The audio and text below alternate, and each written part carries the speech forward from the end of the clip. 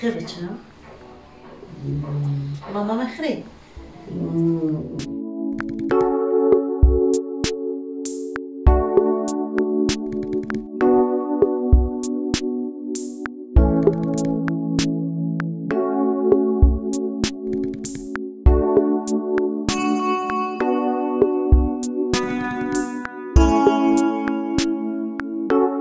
وقتی که راه نمیگشت ولی کتی مشق میکردیم تو کتی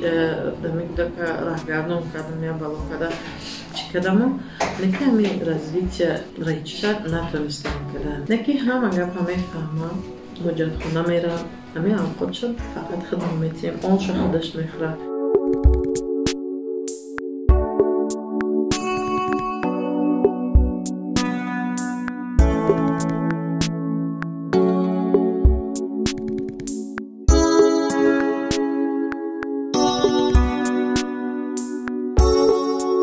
بعد شون گذاشتم من بسیار گریه میکردم که همه بجا میکردم یا نمیفهمیدم که یا میفهمم بسیار گریه میکردم همونجا ده بعد با فکرم که همه زیقی کدگه ده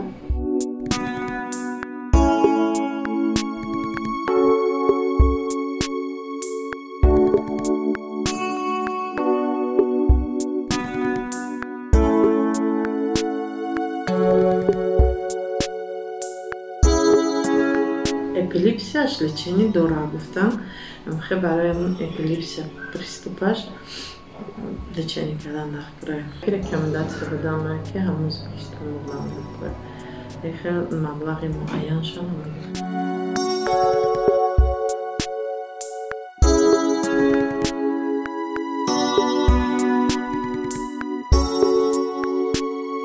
назам мерке дас ҳодум мекунам амин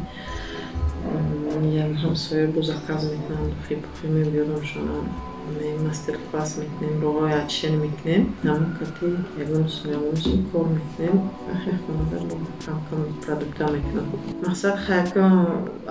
اوقاتی میتونم وای کده همون لیچین میشه منطقه میتره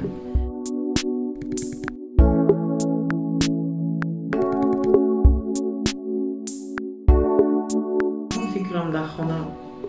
بچم در کجا چیکار کرد یکم چرا چپه نکرده باشه یکم چرا نشکست یکم جوش یکم چی نشده باشه پریستپش نخفته باشه